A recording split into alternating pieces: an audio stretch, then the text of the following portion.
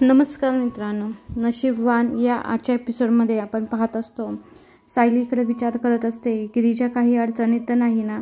तिनं काय मला फोन करून काहीच कळवले नाही. म्हणून आता सायली गिरिजाला फोन लावत असते.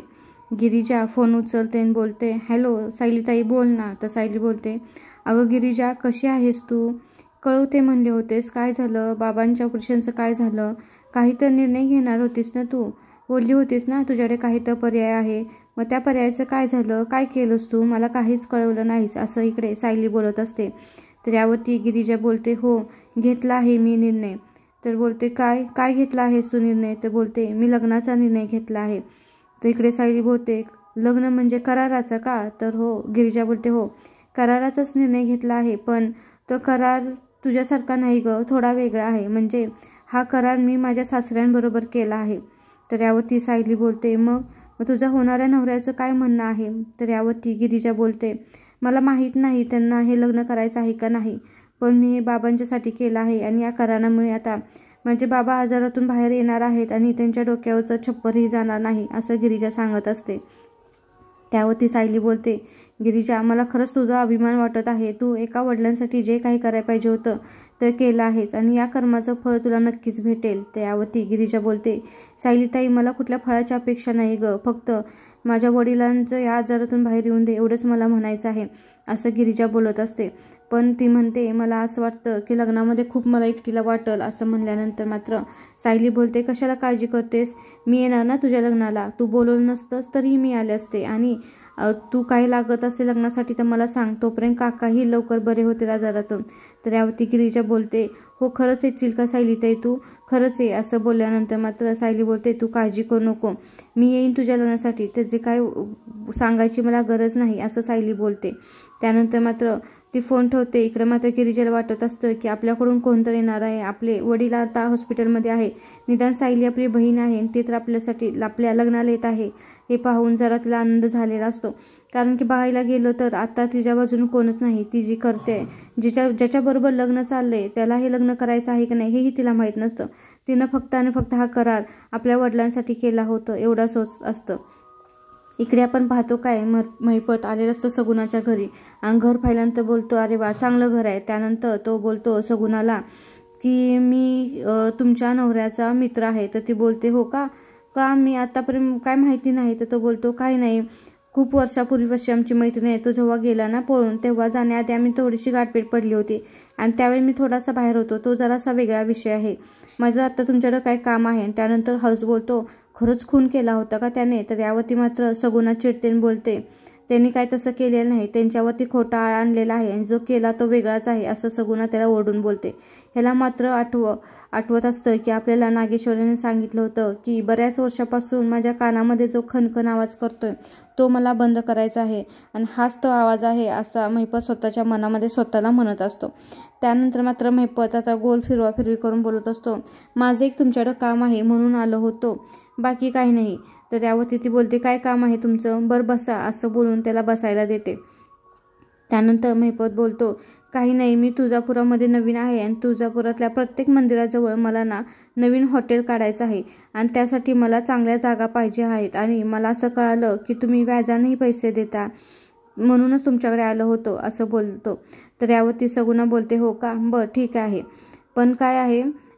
तर सगुणाला थोडासा डाऊट आलेला असतो, कारण की कसं असतं ती लगेच ओळखत असते माणसांना. त्यानंतर ती त्या विषयावरती जराशी काही बोलत नाही. नवऱ्याच्या गोष्टीवरूनही जराशी त्याच्यावरती चिडलेली असते. मात्र हा बरोबर सारासळ करत असतो आणि मनामध्ये विचार करत असतो, नागेश्वराचं काम मी लवकरच करेन, कारण की हिला मारणं मला काही एवढं अवघड जाणार नाही, असं तो मनामध्ये विचार करत असतो.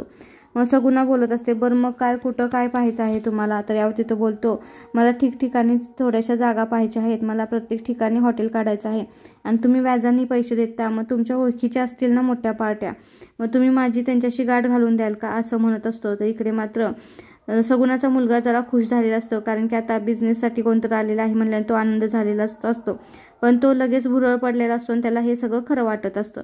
मात्र सगुणाला ते अजूनही डाऊटफुल असतं. मग सगुणा म्हणते, काय नाही, आज माझं जरा टाईट शेड्यूल आहे, मला आज काही वेळ नाही आहे, उद्या पाहू, उद्या या तुम्ही, असं बोलतो. त्यानंतर महिपत तिथून गेल्यानंतर मात्र त्यावरती तिच्या मुलाला सांगते की श्रीमंत हा माणूस कुठं जातो, काय करतो, कुणाला भेटतो, काय करणार आहे सगळ्या डिटेल्स काढायच्या. तर यावरती तो बोलतो, अगं आई, हा आपल्या कामासाठी तर आलाय ना, मग ह्याचं का सगळं डिटेल काढायचं. तर यावरती त्याची आई बोलते, हे बघ, तुझ्या वडिलांच्या सगळ्या मित्रांनी मी ओळखते, हा काय त्यातला नाही, हा काही तर वेगळाच दिसतोय मला, त्यामुळे मी सांगितले ते करायचं.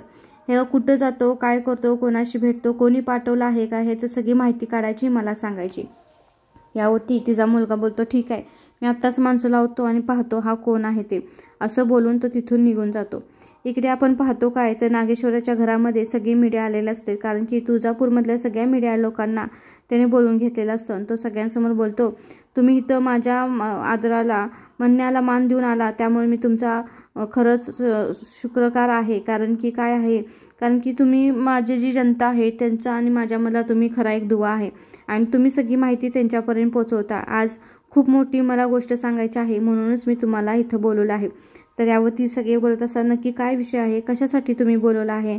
मग तो आठवण करून देतो की गिरीजा लोखंडे माहीत आहे ना तुम्हाला, जिच्यावरती काही अन्याय झाला होता आणि त्यावेळी मी पाया पडून तिची माफी मागितली होती आणि तिच्याबद्दलच मला काही तर पुढं तुम्हाला सांगायचं आहे. तर यावरती मीडिया लोक मात्र सगळी आता काय सांगणार आहेत याकडे लक्ष देऊन असतात, कारण की त्याने आठवण करून दिली असते की ज्या व्यक्तीची ज्याच्या पाया हा नागेश्वर पडला होता तिच्याबद्दल नक्की काय आहे, गोष्ट नक्की काय असणार ह्यासाठी नसते उत्सुक असतात.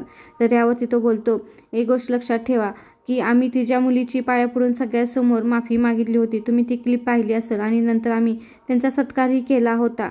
आता आम्ही त्यांना इथे बोलवलं आहे. असं बोलून तो त्याच्या बायकोला हाक मारून सांगतो, अहो तुम्ही त्यांना घेऊन या. तर यावरती मात्र एक मुलगी बोलते, नक्की काय विषय, पैसे देऊन हा विषय मिटवता आला असताना मग तुम्ही इथं कशाला बोलून घेतला आहे तिला, असं आता लोकांमध्ये चर्चा चालू असते. तेवढ्यातच गिरिजाला रुद्रची आई घेऊन येते. आता गिरिजाला पाहिल्यानंतर लोक सगळे जराशे अचंबित झालेले असतात की ते कशी काय, पण गिरिजा मात्र एवढी सगळी मीडिया तिने कधीही पाहिली नसते, त्यामुळे तू थोडीशी भिलेली असते. एवढ्या सगळ्यांच्या पुढं काय बोलायचं आहे हे तिला सुधरत नसतं. तर त्यावरती नागेश्वर म्हणतात की ही आमच्या घरची होणारी सून आहे. असं बोलल्यानंतर मात्र सगळे बोलते, मीडियामधली लोक बोलतात, काय आहे, तुम्ही तिच्यावर दबाव टाकला आहे का ती मनाने तयार आलेले आहे, असं विचारतात. आणि आता गिरीजाकडे सगळे माईक घेऊन आले असतात, काय खरं आहे ते आम्हाला सांगा, तुमच्यावरती दबाव टाकला आहे का, असं विचारत असतात. तर यावरती नागेश्वर बोलतो की मी कशाला सांगू, जे काय असेल ते सांगेल ना, उगाच आपलं तुमच्यामध्ये गैरसमज नको. आणि नंतर गिरिजाच बोलतो की गिरिजा तू सांग काय विषय आहे तो. हे मात्र आता दिदींना नक्कीच आवडत नसतं, कारण तिला ती ह्या घरची सून होऊन व्हावी असं अजिबात वाटत नसतं. मात्र आता तिचं ह्या नागेश्वर म्हणजे दादासाहेबांच्या पुढं काहीच चालत नसतं आणि दादासाहेबांनी बरोबर डाव टाकलेला होता. त्यानंतर सगळे मीडिया तिला विचारायला लागल्यानंतर मात्र गिरीजा थोडीशी भिलेली असते, पण तरी ती सगळ्यांसमोर बोलत असते, कारण की तिला आठवत असतं की आपण कुठल्या गोष्टीसाठी लग्नाला होकार दिला आहे, आपल्या वडिलांच्या काळजीपोटी हे सगळं मी केलेलं आहे. मग ती बोलते, माझ्या पुढे साहेबांनी प्रस्ताव टाकला होता, पण हा निर्णय माझा आहे, मी स्वतः लग्नाला तयार झाले आहे आणि माझ्यावर कुठलाही दबाव टाकलेला नाही, असं ती बोलते. आता मात्र मग सगळे अभिनंदन करायला लागतात, कारण की ही स्वतः मनाने तयार झाली आहे म्हटल्यानंतर कोणच तिला काही विचारत नाही. मात्र ही आता हिला खूप राग आलेला असतो, कारण की हिचं काहीच इथं चालत नसतं. आणि गिरीजा मात्र नागेश्वरकडे पाहत असते आणि ती बोलते फक्त एवढंच की माझ्याकडे प्रस्ताव टाकला होता, पण माझ्यावर कोणीही दबाव टाकलेला नाही.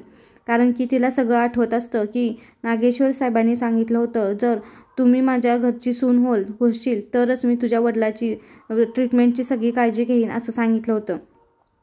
आता मात्र मीडिया लोक मात्र खुश झालेले असतात आणि तिला शुभेच्छा द्यायला लागलेल्या असतात. मात्र त्यातले काही अजूनही विचारत असतात, हे खरं आहे का, पैसे देऊन हा मॅटर क्लोज करता आला असता, मग तुम्ही लग्नाचं हे का खॅड काढला आहे, अशी एक मुलगी त्यांना विचारते. तर यावरती ती बोलते, अजून बोलते की मी माझ्या मनाने तयार झालेले आहे, माझ्यावर कुठलाही दबाव टाकलेला नाही, मी माझ्या मनाने ही गोष्ट करत आहे, असं ती मीडियासमोर बोलते. आणि ती बोलते की नागेश्वर साहेबांची यामध्ये कुठलीही माझ्यावरती जबरदस्ती नाही. हे ऐकल्यानंतर मात्र लोक आता तिला काही बोलत नाहीत. त्यानंतर आता त्यातली काही लोक बोलतात की खरंच नागेश्वर साहेब किती तुम्ही मोठे आहात, म्हणजे एक तुम्ही एवढी मोठी गोष्ट करत आहात, एवढ्या लहान मुलीला म्हणजे एका गरीब घरातल्या मुलीला तुम्ही सून करून घेत आहात, तुमचं करावं तेवढं कौतुक कमीच आहे, असं बोलत असतात. तर यावरती नागेश्वर बोलतात, हे बघा म्हणजे पैसे देऊन हा मॅटर क्लोज करता आला असता तुम्ही म्हणता, पण त्या दिवशी जी झाली होती चुकी आमच्याकडून ती माफी मागण्याच्या लायकीची नव्हती. तिचं जे झालं होतं तिच्या वडिलांच्या जीवावरती कोणतरी उठलं होतं, ती एवढी मोठी गोष्ट माफी मागण्याच्या लायकीची नव्हती, असं आता नागेश्वर म्हणत असतात. पण आता हे मात्र दिदींना खूप राग आलेला असतो आणि ती तिथून निघून जाते, कारण की आता तिला काही करून रुद्रच्या कानावर हे घालायचं असतं. इकडे मात्र आता नागेश्वर खुश झालेले असतात आणि सगळी लोक टाळ्या वाजवत असतात. गिरिजा म्हणत असते, जो सुभाष मेला तर चालेल, कशाला गेलाय तो तिकडं काय माहिती कडमडायला. आणि फोन तर लावून बघते, त्याला सांगते इथं काय चाललं आहे म्हणून ती फोन लावत असते. तर इकडे रुद्रचा फोन लागत नसतो, आउट ऑफ कव्हरेज असतो. मग ती म्हणत असते, कशाला अशा वेळी जाऊन बसलाय काय माहिती. इकडे मात्र त्यातले काही जे नेते असतात ते बोलत असतात, खरंच नागेश्वर साहेबांना मानलं पाहिजे, एवढी मोठी ती गोष्ट जनतेसाठी करत आहे, जनतेच्या हितासाठी किती वागत आहेत असं ते बोलत असतात. आणि त्यांचे हात जोडून सगळे खरंच त्यांना अभिमानास्पद वाटत असतं. तेवढ्यातच ते बोलत असतात, बरं ठीक आहे, मग अजून कशासाठी तुम्ही इथं, अजून काय होणार आहे का. तर यावरती नागेश्वर बोलतो की काय नाही, तुम्हाला अजून एक गोष्ट सांगायचं आहे. मी गिरिजाला एक वचन दिलं होतं की तिच्या वडिलांचा जो गुन्हेगार आहे, जे त्यांनी वडिलांचं हृदय चोरण्याचा प्रयत्न केला होता, त्याला मी सगळ्यांसमोर आणीन, हे माझं वचन मला पूर्ण करायचं आहे आणि त्यासाठीच मी आता इथं पोलिसांना बोलवलेलं आहे. तर यावरती दीदी म्हणत असते, बास करा दादासाहेब, अजून कितीही करत आहात, उगाच जास्त ओव्हर होत आहे असं आता दीदी दादासाहेबांना बोलत असते. आणि आता दादासाहेबांनी तसं बोलल्यानंतर दादासाहेब दीदींना म्हणत असतात, अजून कुठं, आता तर सुरुवात झाली आहे, आता बघा पुढं काय काय होणार आहे आता, असं दादासाहेब बोललेले असतात. मात्र काय होणार आहे आता मात्र दीदींनाही माहीत नसतं आणि गिरिजालाही माहीत नसतं की दादासाहेबांच्या डोक्यामध्ये कोणता अजून मोठा प्लॅन आहे. तेवढ्यात पाहतं तर काय की घरामध्ये पोलीस आलेले असतात. ते पोलिसांना पाहून त्यातील काही लोक बोलतात की काय झालं आहे नागेश्वर साहेब, सगळंच बरोबर तर चाललं आहे, मग तुम्ही आता पोलिसांना कशाला बोलवलं आहे असं विचारल्यानंतर मात्र आता दादासाहेब बोलतात की मी गिरिजाला वचन दिलं होतं की तिच्या वडिलांचा जो कोण गुन्हागार आहे त्याला मी सगळ्यांसमोर दाखवेन, मीडियासमोर बोलवून घेईन म्हणून. तर ते बोलतात कोण आहे. एवढ्यातच ते पाहतो तर काय ते स्वतःच्या बहिणीचं नाव घेतात. बहिणीचं नाव घेतात की ही आहे, हिनं केलं आहे सगळं, मंदाकिनीनं केलं आहे, हा गुन्हा तिनं केला आहे, गिरिजेच्या वडिलांचं हृदय चोरण्याचा प्रयत्न हिनं केलेला आहे. हे ऐकल्यानंतर मात्र सगळे शॉक झालेले असतात. इकडे गिरिजालाही खूप आश्चर्य वाटलेलं असतं की हिने केलं आहे हे सगळं. आणि मीडिया लोकांमध्ये आता चर्चा सुरू झालेली असते. तर इकडे नागेश्वर म्हणत असतात की माझी बहीण असली म्हणून काय झालं, जो कोण गुन्हेगार आहे त्यांना मी पोलिसांच्या ताब्यामध्ये देणारच, मी कितीही कोणीही घरातला असून दे, मी सगळ्यांसारखी सारखाच आहे, जनतेसारखी तसाच आहे आणि घरातल्यांसारखी तसाच आहे.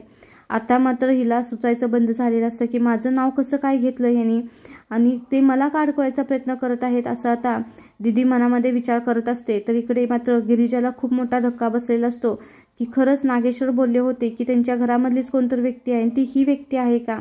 इकडे मात्र आता बरोबर ह्यांनी नागेश्वरांनी डाव साधलेला असतो आणि बहिणीवरती तो गुन्हा सिद्ध करण्याचा प्रयत्न करत असतो. तर ती बोलत असते, दादासाहेब असं का बोलताय तुम्ही, मी हे केलेलं नाही, मला का अडकवण्याचा प्रयत्न करताय तुम्ही, माझं का नाव घेताय, मला का असं बोलत आहात तुम्ही, असं बोलत असते. पण दादासाहेब मात्र एकही शब्द एकही वाक्य तिचं पूर्ण होऊन देत नसतात आणि मध्येच बोलत असतात की तुम्ही बंद करा, तुम्हीच हे केलं आहे, कशाला असं बोलत आहात तुम्ही, आता मीडियासमोर कबूल करा.